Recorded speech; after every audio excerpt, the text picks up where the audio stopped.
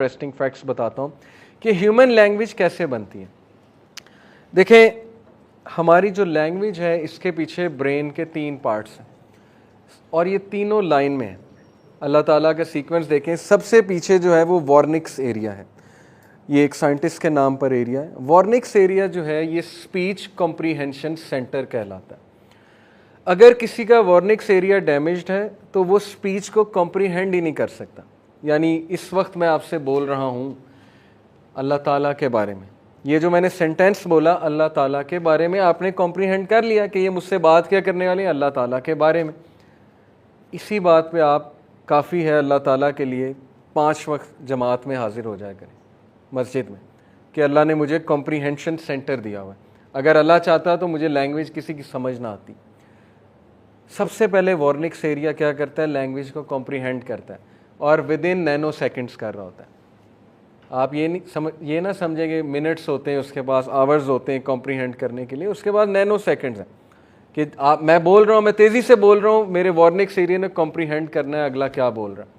उसके बाद मैंने जब कुछ बोलना है वो भी कॉम्प्रीहेंड वहाँ पे हो रहा है। तो 3 चीज़ें वॉर्निक्स एरिया करता है। नंबर 1 फोनेम्स, और ये एक जो पूरी फील्ड है फोनोलॉजी की। फोनोलॉजी लैंग्वेज की एक फील्ड कहलाती है। फोनोलॉजी कहते हैं एक चीज़ के तलफ़ुज़ को, फोनेम्स जिन्हें हम कहते हैं, जैसे आ, ए, ई, PUT पुट है, CUT कट है, ठीक है। वो एक जोक भी मैं सुन रहा था, अजीज़ी जो आता है वो मीरा बना हुआ था, उसने कहा कि अगर CUT कट है तो PUT पट क्यों नहीं है। तो ये फोनोलॉजी की फील्ड है, ठीक है। पुट और कट, ए है, बी है, सी है। बच्चे को पता है, कैसे पता है, ये इन इटसेल्फ एक मिरेकल है। बच्चे को कहाँ से पता लग गया, बच्चे के अंदर कोडिंग हुई है वॉर्निक्स एरिया में कि बस पहचानो इस चीज़ को। अल्लाह ने कहा ना, हमने आदम अलैहिस्सलाम को बनाया, हर चीज़ का नाम सिखाया उसे लैंग्वेज सिखाई, मेमोरी दी, कॉम्प्रीहेंशन सेंटर दिया उसे कॉन्शियसनेस दी। सबसे पहला इसका काम है फोनोलॉजी, कॉम्प्रीहेंड कराता है आपको कि इसका तलफ़ुज़ क्या। दूसरी चीज़ होती है सिंटैक्स। सिंटैक्स कहते हैं सेंटेंस स्ट्रक्चर को। अगर मैं आपको कहूँ कि मैं मस्जिद जा रहा हूँ, ये सही स्ट्रक्चर है, ये किसने बताया आपको, वॉर्निक्स एरिया ने। अगर मैं कहूँ मस्जिद जा मैं रहा हूँ, ये थोड़ा सा गलत स्ट्रक्चर हो गया सेंटेंस का, ठीक है। शायद कुछ के लिए सेंस मेक करे, कुछ के लिए ना मेक करे। ये चीज़ जो है ये भी वॉर्निक्स एरिया सिंटैक्स बना रहा है, चीज़ों की सेंस मेक कर रहा है, स्ट्रक्चर देख रहा है कि स्ट्रक्चर ठीक है कि नहीं है। एक कंप्यूटर को सिंटैक्स देना हो ना, एक प्रोग्राम को कोडिंग करनी हो, ये जो मेरा मोबाइल फ़ोन है इसमें जो सिंटैक्स की प्रोग्रामिंग हुई उसको कितने साल लगे होंगे, किस प्रोग्रामर ने बैठ के किया होगा और उसने कितने पैसे लिए होंगे, और उसके बाद भी एरर आ जाता है अक्सर फ़ोन में। ह्यूमन बीइंग को फ्री में अल्लाह ने वॉर्निक्स एरिया, जहाँ पे वो स्पीच कॉम्प्रीहेंशन भी कर रहा है, उसके बाद वो सिंटैक्स भी देख रहा है कि स्ट्रक्चर ठीक है कि नहीं है। और तीसरा इसका काम है सिमेंटिक्स। सिमेंटिक्स होता है कि स्ट्रक्चर के बाद वो ये देखे कि ये जो बात कर रहा है इसको कॉम्प्रीहेंड मैंने किस सेंस में करना है, इसको, इस फील्ड को कहते हैं सिमेंटिक्स। मिसाल के तौर पे सेंटेंस के एनालिसिस को कहते हैं सिमेंटिक्स।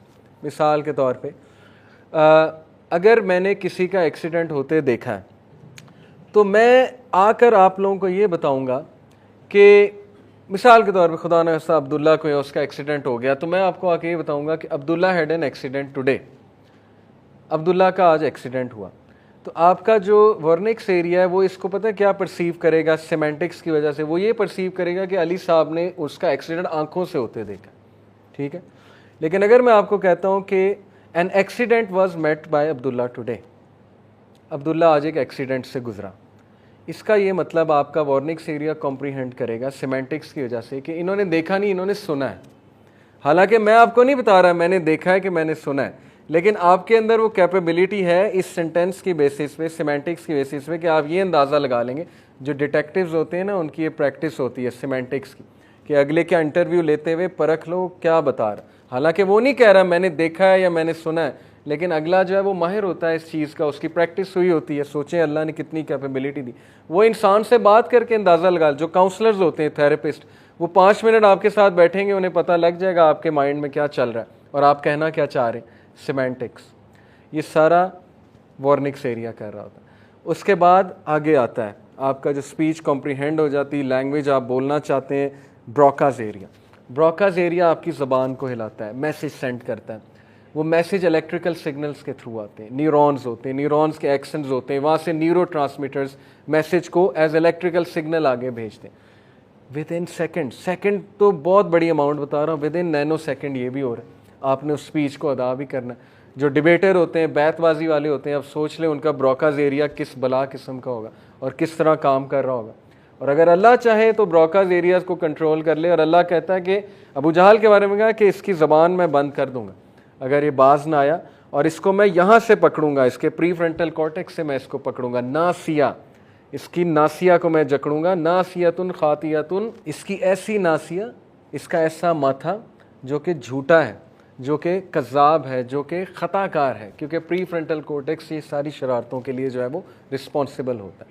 तो अल्लाह चाहे तो ज़बान हमारी बंद कर दे। ये जो लोग दिन रात अल्लाह ताला को बुरा भला कहते हैं, अगर रब चाहे इनका ब्रोकाज एरिया जो है वो उसी वक्त ख़त्म कर दे अल्लाह ताला, कुछ नहीं बोल सकते ये।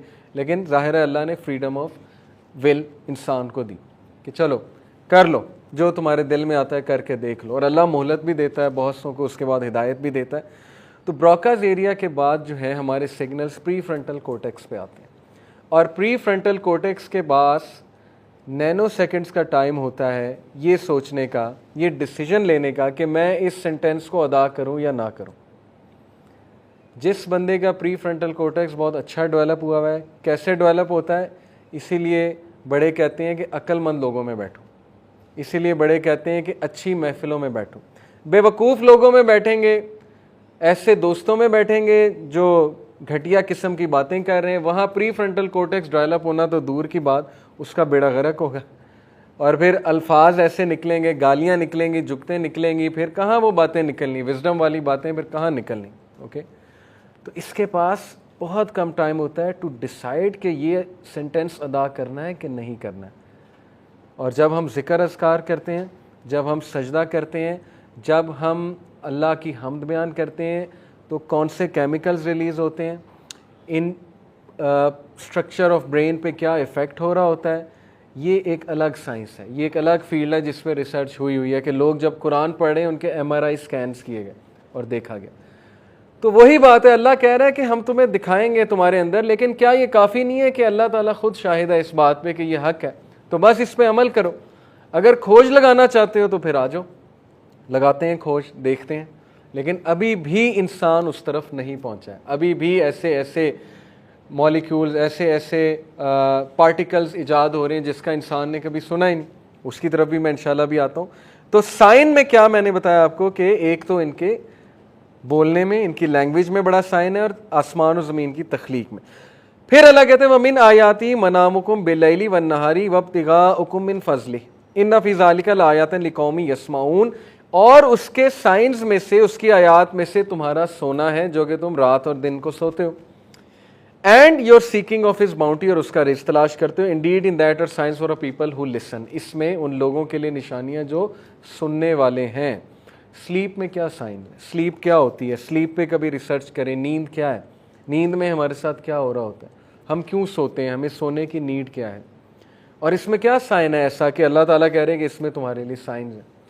मैं मुख्तसरन आपको स्लीप के बारे में बताता हूँ। स्लीप की 4 स्टेजेस होती हैं। नॉर्मल जो हमारी स्लीप होती है उसकी 4 स्टेजेस होती हैं। एक होती है लाइट स्लीप, एक होती है हाफ अवेक और हाफ एस्लीप, ये पहली स्टेज है। दूसरी होती है लाइट सी स्लीप, जब हमारी आंखें बंद हो जाती हैं, जब हमारा ब्लड प्रेशर लो होने लग जाता है, हमारी हार्ट बीट गिरने लग जाती है और हमारे मसल्स रिलैक्स होने लगते हैं, ये लाइट स्लीप है। उसके बाद डीप स्लीप होती है। डीप स्लीप में लोएस्ट हमारा जो है वो हमारी जो डेल्टा वेव, उन्हें कहते हैं डेल्टा वेव्स। अगर CRO से देखें, उन्होंने साइंटिस्ट ने देखा CRO लगा के, जाहिर है जो वेव्स बन रही थी, वोल्टेज वर्सेस टाइम जो ग्राफ बन रहा था, वो बहुत लंबी थी और वो बहुत, उनकी जो पीक थी, उनका जो क्रेस्ट था यानी जो एम्पलीट्यूड था वो बहुत लो था। इनको डेल्टा वेव्स कहते हैं। मतलब क्या है कि ब्रेन ऑलमोस्ट डेड हो जाता है, ऑलमोस्ट मतलब इनएक्टिव हो जाता है जब हम डीप स्लीप में होते हैं और हमारे मसल्स टोटली रिलैक्स कर चुके होते हैं। और उसके बाद क्या होता है, हमारा ब्लड प्रेशर लोएस्ट होता है। लेकिन अगर ये कैफियत जारी रहे तो इंसान की डेथ हो जाती है।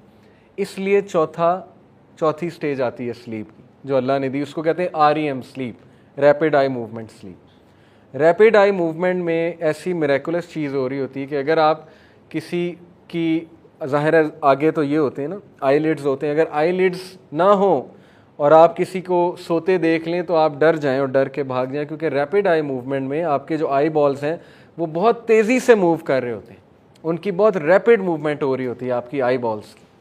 इसको कहते हैं REM स्लीप। REM स्लीप में आपका ब्लड प्रेशर दोबारा नॉर्मल होता है, आपके मसल्स दोबारा नॉर्मल होते हैं, आपका ब्रेन एकदम एक्टिव हो जाता है जैसे जागा हुआ है। और REM स्लीप में आपको ड्रीम्स आते हैं। जो ड्रीम्स हैं वो इस स्टेज में आते हैं, दूसरे में भी आ सकते हैं, डीप स्लीप में, लाइट स्लीप में भी आ सकते हैं कॉन्शियसनेस की वजह से, सबकॉन्शियस की वजह से, लेकिन विविड ड्रीम्स, क्लियर ड्रीम्स जो हैं वो आपको REM स्लीप में आते हैं, क्योंकि आपका ब्रेन फुल एक्टिव हो जाता है। किस लिए? आपको डेथ से बचाने के लिए। अगर REM नहीं होगी, आपकी बॉडी के टिश्यूज़ हील नहीं करेंगे, वो फॉर्म नहीं करेंगे, आपके ज़ख़म हील नहीं होंगे और आपकी बॉडी की डेथ हो सकती है, क्योंकि आपका ब्लड प्रेशर एक्सट्रीमली लो चला जाता है जब आप डीप स्लीप में होते हैं।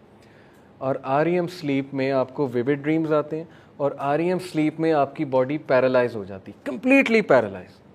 ये अल्लाह की तरफ से डिफेंस मैकेनिज्म है। क्यों? क्योंकि अगर REM स्लीप में आपकी बॉडी पैरालाइज नहीं होगी तो आप स्लीप वॉक शुरू कर देंगे, आप वो जो ड्रीम्स देख रहे हैं उन पे एक्टिंग करना शुरू कर देंगे, क्योंकि आपका ब्रेन एक्टिव है, आपका ब्रेन जिंदा है, आपका ब्रेन सब कुछ कर रहा है, लेकिन आपकी बॉडी अल्लाह ने पैरालाइज कर दी है कि नहीं, उठना नहीं है। और उसी दौरान अल्लाह सुब्हानहू व तआला रूह भी उठा रहा है। कुरान में है, अल्लाह कहता है कि तुम्हारी रूह को अल्लाह कब्ज़ कर लेता है जब तुम नींद में होते हो। इसीलिए तो हम कहते हैं अल्हम्दुलिल्लाह लज़ी अहयाना बादमा अमातना व इलैहि नशूर, all praise is to Allah, जिसने हमें मौत के बाद ज़िंदगी दे दी। कौन सी मौत? ये मौत है, रूहें बुला लेता है अल्लाह ताला। अब ये REM के दौरान बुलाता है या ओवरऑल बुलाता है, वल्लाहु आलम, इसके बारे में मैं कुछ नहीं कह सकता, लेकिन कुरान की आयत है कि अल्लाह रूहों को कब्ज़ कर लेता है उस दौरान। और जिन लोगों को स्लीप वॉक होती है तो याद रखें, उनके जो पॉन्स होते हैं, जो ब्रेन का स्ट्रक्चर है पीछे, उसमें मसला होता है, तो वो स्लीप वॉक शुरू कर देते हैं। तो REM के बारे में मैं बात कर रहा था कि रैपिड आई मूवमेंट में जिस्म पैरालाइज हो जाता है, और पैरालाइज होने की वजह वरना इंसान जो है वो परफॉर्म करने लग जाएगा वो एक्शन जो वो ड्रीम में देख रहा है। अगेन ये अल्लाह ताला की तरफ से डिफेंस मैकेनिज्म है, क्योंकि उस टाइम इंसान बहुत कमज़ोर हालत में, उस टाइम बड़े से बड़ा बादशाह और जनरल और रेसलर वो भी इतना ज़्यादा कमज़ोर है कि कोई भी उसके मुंह पे तकिया रख के उसे मार सकता है, लेकिन अल्लाह सुब्हानहू व तआला उसकी हिफाजत करता है इंसान की। और उस दौरान इंसान के टिश्यूज़ रिपेयर होते हैं, बॉडी हील होती है, और बहुत से और प्रोसेसेस जो हैं वो हो रहे होते हैं।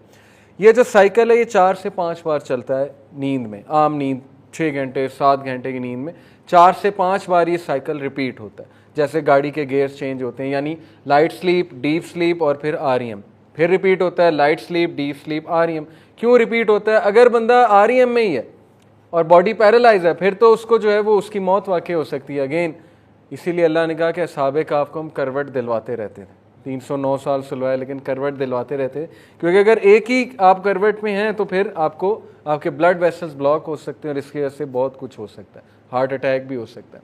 तो इसलिए लाइट स्लीप में बंदा खुद करवट बदलता है, लाइट स्लीप में ब्रेन शिफ्ट हो जाता है, इंसान एकदम जो है वो उठ जाता है, मे बी उठता नहीं है तो उसका ब्रेन एकदम से उसको मैसेज भेजता है कि तुमने करवट बदलनी है।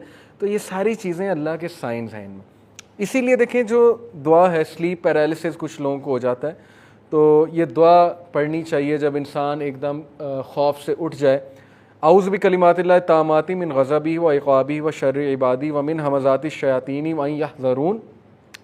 I take refuge in the perfect words of Allah from His anger and punishment, and from the evil of His servants, and from the madness and appearance of devils। चौथी चीज़ इस दुआ में है from the madness and appearance of devils, जो कि REM के दौरान होता है। मतलब मेरी ये रिसर्च है, रैपिड आई मूवमेंट के दौरान जो विविड ड्रीम्स होते हैं उनमें अपीयरेंस ऑफ डेविल्स होती है और शयातीन बहुत कुछ कर सकते हैं, हमले कर सकते हैं। तो ये दुआ ड्यूरिंग अनरेस्ट ऑफ स्लीप है। जस्ट टू अप्रिशिएट कि कुरान लुगत के हवाले से कितना रिच है और एक मिराकुलस लिंग्विस्टिक हवाले से कुरान इज़ सो मिराकुलस। अल्लाह ने नींद के हवाले से मुख्तलिफ जो है वो वर्ड्स कुरान में इस्तेमाल किए। ला ताख़ुज़ू सिनतुम वला नौम, आयतुल कुर्सी। ये जो वर्ड सिना है इसका मुराद है ऊँग आना, यानी लाइट स्लीप कह लें कि जब कोई एनवायरमेंटल क्यू की वजह से इंसान को जाग आ जाए। जैसे मैं यहाँ बैठा हूँ, बैठे बैठे मुझे ऊँग आ जाती है, मैं एकदम सर नीचे करता हूँ, सो जाता हूँ, लेकिन दरवाज़ा खुलता है तो मैं एकदम उठ जाता हूँ। इसको कहते हैं सिना। और अल्लाह ने अपने बारे में कहा कि अल्लाह को सिना भी नहीं होता, यानी नींद तो बहुत दूर की बात है। अगर आप समझते हैं रब को नींद की ज़रूरत है तो अल्लाह को तो ऊँग भी नहीं आती। जो कायनात को सस्टेन करने वाली जो ज़ात है उसको ऊँग भी नहीं आती। फिर नींद के लिए एक वर्ड इस्तेमाल हुआ है अन्नुआस। ये सूरह अनफाल में आयत नंबर 11 में है। इज़ युग़श्शीकुमुन नुआसा अमानतन मिन्हु। ये जंग बदर के मौके पे अल्लाह सुब्हानहु व तआला ने सहाबा पे नींद तारी की थी, आपने तारीख़ में पढ़ा होगा। वो नींद को अल्लाह ने कहा नुआस, इसका क्या मतलब है? Remember when he overwhelmed you with drowsiness giving security from him. नुआस एक ऐसे स्लम्बर को कहते हैं जो आपको पीस दे, जो आपको एक्टिव कर दे, यानी कि पावर नैप को कह लें। तो अल्लाह ने नुआस का जिक्र भी किया कुरान में, ऐसी नींद जिसमें अल्लाह की तरफ से इंसान पे सकीनत नाजिल हो। इसीलिए इस तरह की नींद की जो है वो दुआ करनी चाहिए, क्योंकि नींद भी बहुत ज़रूरी है इंसानों के लिए। उसके बाद रुकूद का जिक्र किया अल्लाह सुब्हानहु व तआला ने। किस सूरा में जिक्र किया? अगर कोई हाफिज़ है यहाँ पे बताना चाहेगा, रुकूद किस सूरा में जिक्र है? मैं उसकी आया भी तब तक निकाल लेता हूँ। व रुकूद अस्हाबे कहफ, विच सूरा? सूरा नंबर 18 सूरह कहफ में रुकूद का जिक्र है। मैं आपको वाया सुना देता हूँ एग्जैक्ट। व तहसबुहुम ऐक़ाज़न व हुम रुकूद व नुकल्लिबुहुम ज़ातल यमीनी व ज़ातश शिमाल व कल्बुहुम बासितुन ज़िराअैहि बिलवसीद लवित्तलअत अलैहिम लवल्लैत मिनहुम फ़िरानन व लमुलित मिनहुम रुअबा। और अगर तुम उनकी तरफ देखते, and you would think them awake, तुम उनकी तरफ देखते तो तुम्हें लगता कि वो जागे हुए हैं। वाइल देवर एस्लीप, वो रुकूद की हालत में थे। रुकूद कहते हैं वेरी डीप स्लीप को, जब इंसान अपने एनवायरनमेंट से बरी हो जाता है और उसको पता ही नहीं लगता वो कहाँ पे पड़ा हुआ है और वो इतनी डीप स्लीप में चला जाता है, टोटल डिस्कनेक्ट को जो है वो रुकूद कहते हैं। और ये अस्हाबे कहफ के बारे में अल्लाह सुब्हानहु व तआला ने बयान किया कि अल्लाह ताला ने उन्हें रुकूद देवर इन डीप स्लीप। और फिर अल्लाह ताला ने उन्हें करवट दिलवाई और फिर ये भी कहा कि अगर तुम देख लेते उनकी तरफ तो तुम डर के भाग जाते, क्योंकि तुम्हें लगता उनकी आंखें खुली हुई हैं। Maybe rapid eye movement, वल्लाहु आलम। मैं ये नहीं कह रहा इस आयत की तफसीर है, ना ही हम ऐसा कह सकते हैं, लेकिन ये कि अल्लाह ताला ने नींद की डिफरेंट स्टेजेस कुरान में मुख्तलिफ जो लुगत है, रुकूद हो गया, नुआस हो गया और फिर सिना हो गया, और फिर एक और अल्लाह सुब्हानहु व तआला ने सुबात जो है ये चैप्टर नंबर 78 सूरह नबा में आयत नंबर 9 में आती है। वजअलना नौमकुम सुबाता, और अल्लाह ताला ने नौमकुम स्लीप इसलिए बनाई है, रात इसलिए बनाई सुबाता, ताकि तुम उसमें रेस्ट कर सको। और ये रेस्ट सुबाता एक इस किस्म की नींद होती है जिसमें इंसान जो है वो अगेन डीप स्लीप में होता है, सेरेनिटी में होता है, पीस में होता है, और उसका बॉडी साइकिल सर्केडियन रिदम को फॉलो कर रहा होता है। ये सुबाता है according to the root words में अगर हम जाएं। सर्केडियन रिदम का मैंने नाम लिया। सर्केडियन रिदम क्या होता है, इस पर भी आप सर्च करें, CIRCADIUM सर्केडियन रिदम। आज दुनिया के top CEOs, athletes, celebrities circadian rhythm के लिए तरसते हैं और उसको फॉलो करते हैं। सर्केडियन रिदम बॉडी का वो साइकिल है जो कि नेचुरल लाइफस्टाइल पे अगर आप ज़िंदगी गुजारेंगे तो आपकी बॉडी सर्केडियन रिदम में आ जाएगी ऑटोमेटिकली, यानी आपकी आंख ठीक 4 बजे खुल जाएगी। ये सर्केडियन रिदम है। आपकी बॉडी का जो मैकेनिज्म है वो इस तरह बिल्ड हो जाएगा कि ठीक 4 बजे आपकी आंख खुल जाएगी। आपको 10 बजे पीक आवर्स होंगे, आप मोस्ट एक्टिव होंगे 10 बजे। 2:30 बजे के करीब आपकी कोऑर्डिनेशन बेस्ट होगी। इसलिए बहुत से जो एथलीट्स हैं वो योगा और ये सारी चीज़ें 2:30 बजे के करीब, 3 बजे के करीब करते हैं, रनिंग वाले सारे मामलात। और ब्लड प्रेशर आपका सबसे ज़्यादा जो है वो 6 बजे होता है, सुबह 6 बजे होता है, अकॉर्डिंग टू, अगर सर्केडियन रिदम को फॉलो करें। तो अल्लाह ताला के जो साइंस हैं दुनिया, ये जो रात और दिन के आने में, वो यही है कि अल्लाह ने रात सोने के लिए बनाई और दिन काम करने के लिए बनाया। इसी को सर्केडियन रिदम कहते हैं। जब हम इसके ऑपोजिट चलेंगे फिर बॉडी के भी बहुत मसाइल आएंगे, माइंड के भी बहुत मसाइल आएंगे, और फिर स्पिरिचुअलिटी के भी बहुत मसाइल आएंगे। फिर इंसान को पिल्स लेनी पड़ेंगी, डॉक्टर के पास जाना पड़ेगा और बहुत कुछ करना पड़ेगा। तो ये सारी बातें इसमें अल्लाह सुब्हानहु व तआला के साइन में, सर्केडियन रिदम में। इसी से अगली आया बस पढ़ते हैं। और फिर अल्लाह ताला ने कहा वमिन आयाती युरीकुमुल बरक़ा खौफन व तमम व युनज़्ज़िलु मिनस समाई माअन फ़युह्यी बिहिल अर्ज़ा बादा मौतिहा इन्ना फ़ी ज़ालिका लायातन लिक़ौमिन यअक़िलून। और अल्लाह के साइंस में से ये भी है कि वो तुम्हें लाइटनिंग दिखाता है ताकि कुछ लोग उससे फियर लेते हैं, कुछ लोग उससे एस्पिरेशन लेते हैं कि बारिश होने वाली है, और वो आसमान से बारिश बरसाता है जिससे वो मरी हुई ज़मीन को, डेड अर्थ को लाइफ देता है। Indeed in that are signs for a people who use reason.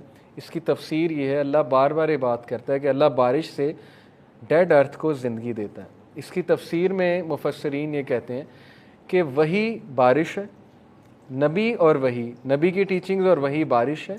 और जिस तरह बारिश एक मुर्दा ज़मीन से, बंजर ज़मीन से हरियाली ले आती है, इस तरह वही एक सैड हार्ट को, एक होपलेस हार्ट को और एक डेड हार्ट को, जिसको कोई चीज़ इफ़ेक्ट नहीं हो रही है, वही उस डेड हार्ट को रिवाइव करती है।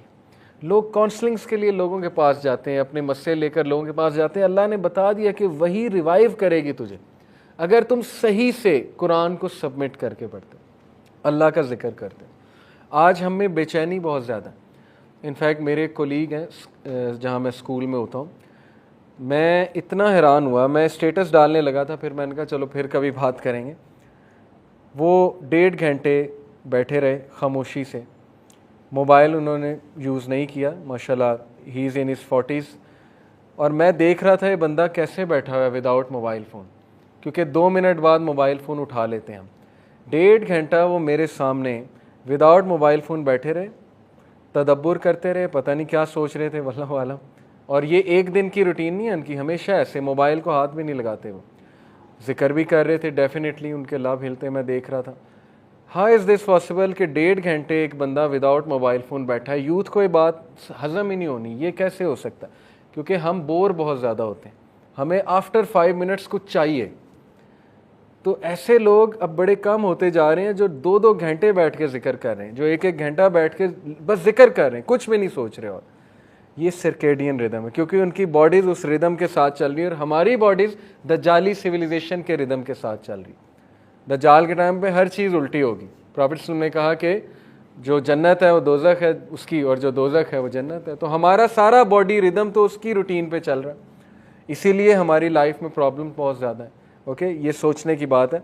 तो वही जो है वो इंशाल्लाह रिवाइव कर देती है, डेड हार्ट को भी रिवाइव कर देती है, और डेड जो इंसान के ज़ाहिर होपलेस कंडीशन होती है उसको भी रिवाइव कर देती है। ये इंशाल्लाह आज मैं